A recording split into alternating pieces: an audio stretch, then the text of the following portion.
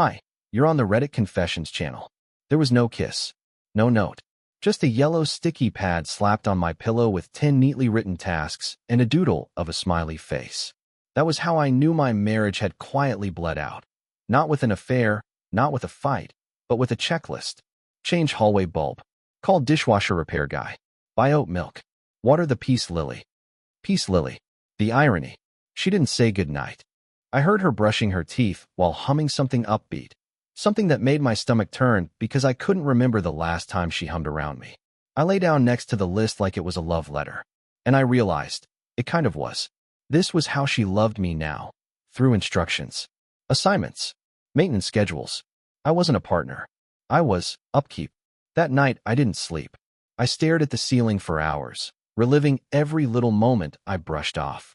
Her accidental flinches when I touched her back. The way she said, thanks, like a customer signing for a delivery. The way she laughed, harder, freer, whenever she was texting someone named Bryce.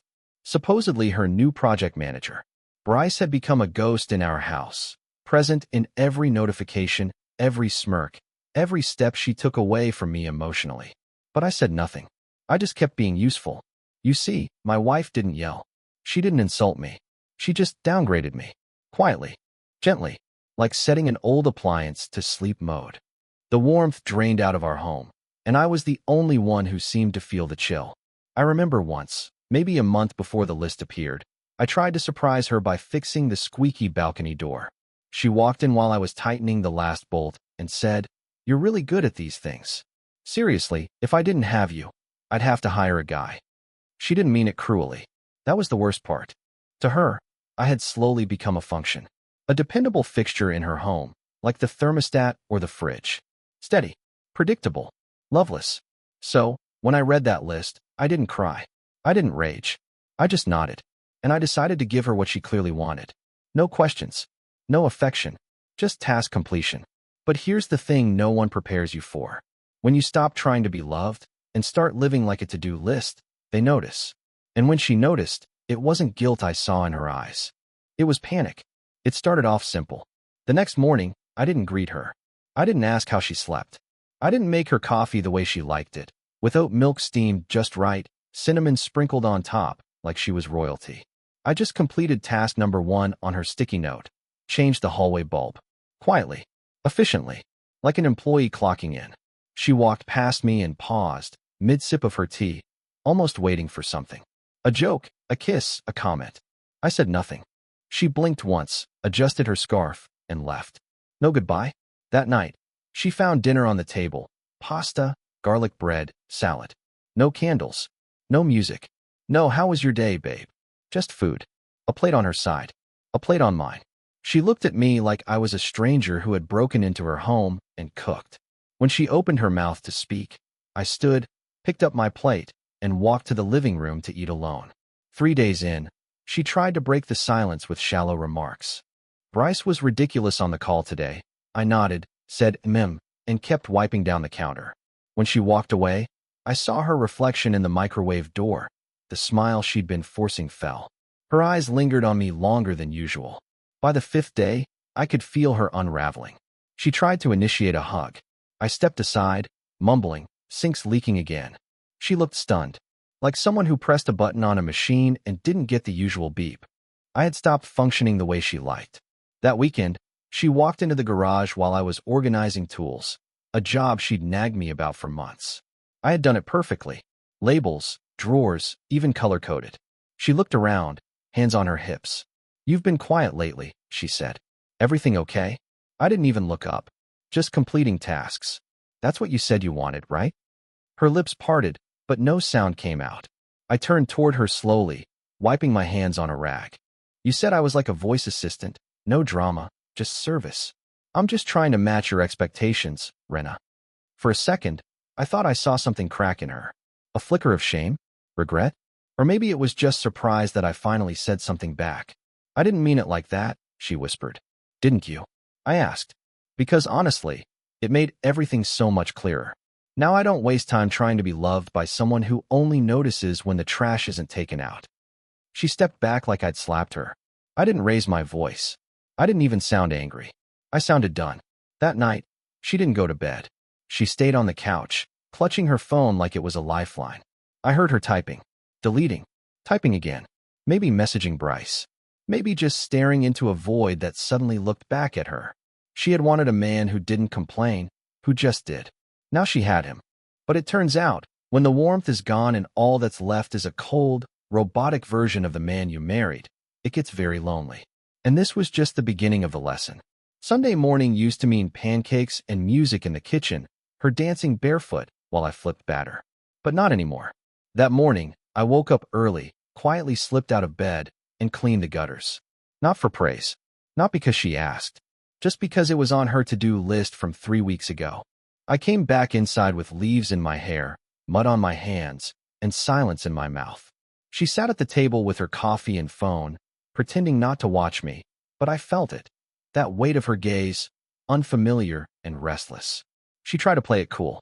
You didn't have to do that this early. I shrugged, brushing past her on the way to the sink. Just staying on top of things. No smile. No eye contact. I wasn't being cold to punish her. I was being exactly what she treated me as, a background process. Always running, never noticed until something went wrong. By Monday, she started to crack. She left a new sticky note on the counter. This one was different. It read, "Let's talk tonight." I didn't respond. I fixed the leaky faucet, mowed the lawn, and washed her car inside and out. She came home to the smell of lemon cleaner and fresh grass. Her jaw tightened when she saw me wiping down the windows in the driveway like nothing had changed. She stood there for several seconds, arms crossed, looking like she wanted to scream, but couldn't figure out how to start. That night, instead of dinner, I left a note. Dinner's on the stove. I already ate. She came into the living room while I was folding towels and said, "This isn't normal, Ellison. You're acting like a stranger." I folded another towel. "Strangers usually don't do your laundry." "That's not what I meant," she snapped. I stood up and looked her straight in the eye. "You want honesty now? After months of treating me like a housekeeper with a pulse?" She looked wounded. Good. Because for the first time, I didn't care about cushioning her feelings while mine bled out in silence. "Do you even remember the last time you asked me how I was?" I continued. "Or do you just assume I don't feel anything because I'm quiet and reliable?" She opened her mouth, then closed it. Her eyes glossed over like a mirror finally fogging up. That night, she crawled into bed and reached out to touch my hand. I moved it. The next day, she did something I never saw coming. She called my work and asked for a day off on my behalf. My supervisor texted me confused. "Everything okay at home?" Rena said it was an emergency. When I got home, she was dressed up. Not like date night Rena. More like first year of marriage Rena. Hair done, light perfume, eyes hopeful and nervous. "I made reservations. I want to talk. Please come with me." It wasn't the invite that shocked me. It was the voice. It trembled. She was scared. Not of me, but of what she'd done. Of what she'd lost without even realizing it. But I wasn't sure if I was ready to go back to being Ellison the husband. Not when I had finally learned how to breathe as Ellison the ghost. Still, I said yes. Not for her, but because I needed to see what she'd say when faced with the man she had slowly erased. The restaurant was dim, quiet, and far too fancy for what we were about to talk about. I sat across from her, watching the way her fingers trembled around the stem of her wine glass. She hadn't said much on the drive over, just small talk, like we were co-workers trying to fill silence on an elevator ride. I didn't help her. I just drove, hands steady, heart pacing like it knew something I didn't. When the waiter left us alone, she cleared her throat and looked at me like she was staring at a stranger. "I've been thinking," she began, "about the way things have been. About you. Us. Me."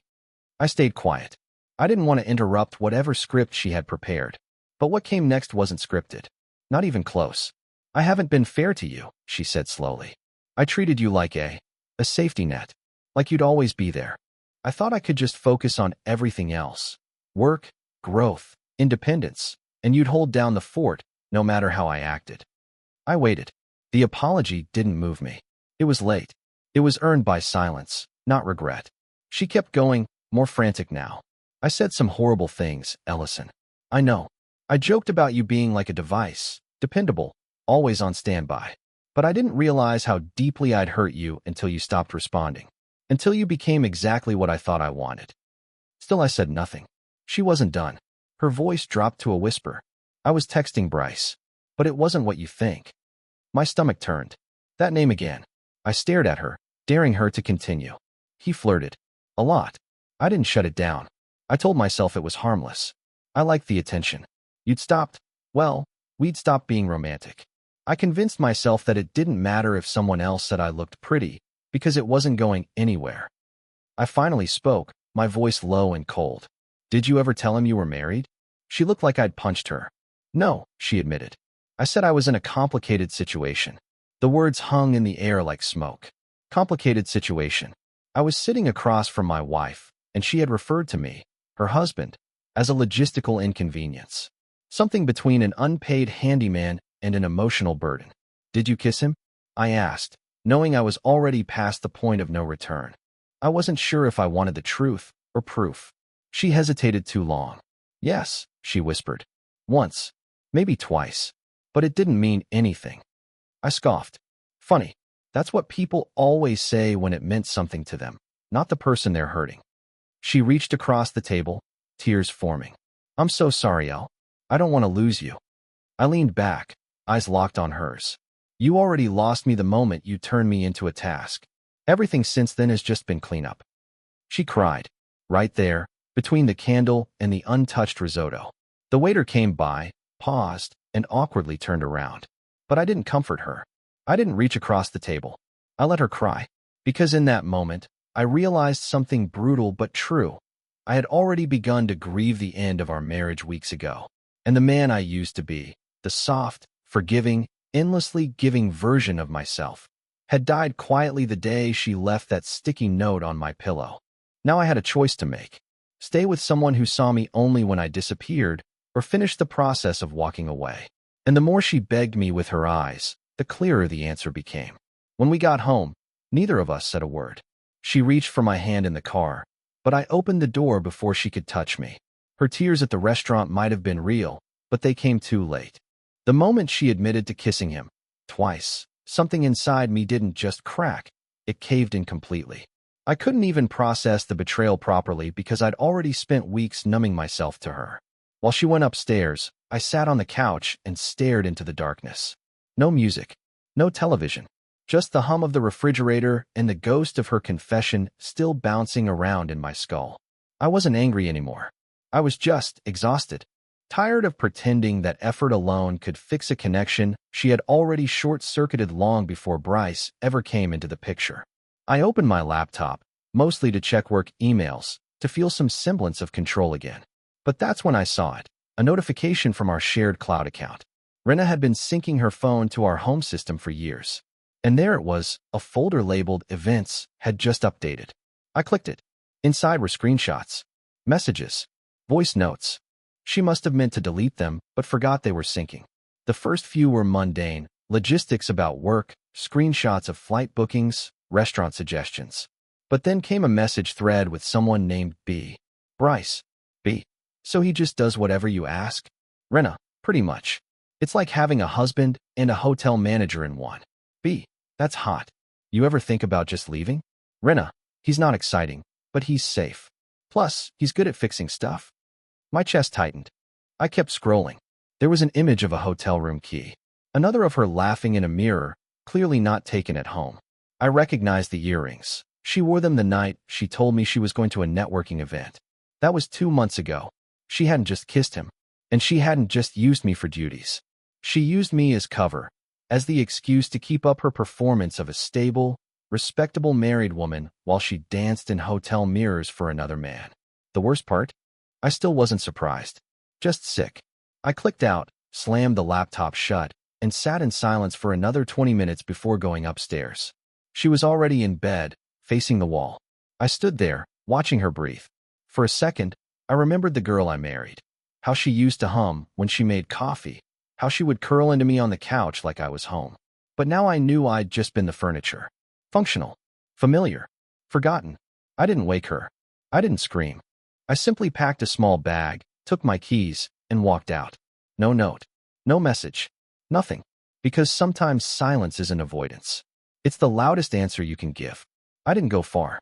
I just needed space. Somewhere with no scent of her perfume clinging to the pillows, No framed photos of a life that had long expired. No polite lies wrapped in nightly silence. I checked into a small motel off the highway, the kind of place where the hum of the air conditioner covers the sound of your thoughts. It wasn't glamorous, but it was quiet. And for the first time in months, I could breathe without second-guessing my worth. By noon, the calls started. First one, then two, then five. I didn't answer. I let her panic. I let her sit in that silence she'd gotten so comfortable giving me. Then came the texts. Where are you? Did something happen? Please come home. We need to talk. We already did. She just didn't like the version of me that finally said nothing. Later that evening, I got a call from my neighbor, Joseph, a retired vet who mowed his lawn like it was therapy. Hey, Ellison, he said cautiously. Everything all right? Your wife was out front crying, asked if we'd seen you. You okay, man? I thanked him and hung up. The guilt tried to crawl in, because that's what happens when you're used to absorbing blame like a sponge. But I forced myself to sit with the discomfort. Let her feel it. Let her try explaining to the neighbors why her husband's side of the closet was empty. Why the man who'd installed her shelves, painted her office, and stayed quiet through her emotional neglect just disappeared. That night, I didn't sleep. I scrolled through old photos. Our wedding day. A beach trip where she wore my hoodie the whole time and claimed it was her new favorite thing. A blurry video of her laughing at a joke I can't even remember telling. It hurt more than I expected. Because you don't just mourn betrayal. You mourn the version of the person you thought existed. By the second day, she emailed me. The subject line was just my name. No message body. Just attached photos of the sticky notes I'd been quietly collecting. All the little lists she left for me over the years. Tasks. Chores. Tiny commands. I hadn't realized I saved them until that moment. Maybe a part of me thought they meant connection, proof she still needed me. Now they just looked like inventory sheets for someone managing a live-in assistant. Her next message came 12 hours later. I miss your voice. Not I'm sorry. Not I love you. Just that. It almost broke me. Almost. But I didn't reply. Instead, I turned off my phone and stepped outside into the motel parking lot, letting the cold air slap me awake. I was starting to feel something I hadn't felt in a long time. Not anger, not sadness. Clarity. Rena had fallen in love with what I did, not who I was. And the moment I stopped performing, she noticed the absence of the man she'd never truly appreciated. It wasn't regret. It was withdrawal. Let her feel it. Because I wasn't done yet. 3 days passed before I returned to the house. I didn't tell her I was coming. I didn't warn her or ask if she was ready. I walked in just past noon on a Thursday, when I knew she'd be home alone, working remotely, sipping her usual green tea, trying to pretend life hadn't fractured at the seams. The door creaked as I pushed it open, and for a moment, the scent of home hit me like a wave. The same couch, the same silence. But something had changed. It was in the air, an edge, a tremor. She stepped into the hallway as if summoned by the sound. Her face went pale. No makeup. Puffy eyes. She looked like someone who hadn't slept in days. Ellison, she whispered, like my name was a prayer she didn't believe in anymore. I didn't answer. I placed the folder I brought on the kitchen counter. A manila folder, thick and unassuming. Her eyes followed it like it was ticking. What's that? She asked, voice trembling. I pulled out the chair, sat down, and motioned for her to do the same. She did, reluctantly. No words. Just that terrible silence between us, heavy and familiar. Inside the folder were copies of everything, screenshots, the hotel receipt, the voice note she sent to Bryce that started with "He'll never know," and ended with laughter that made my skin crawl. I didn't say anything.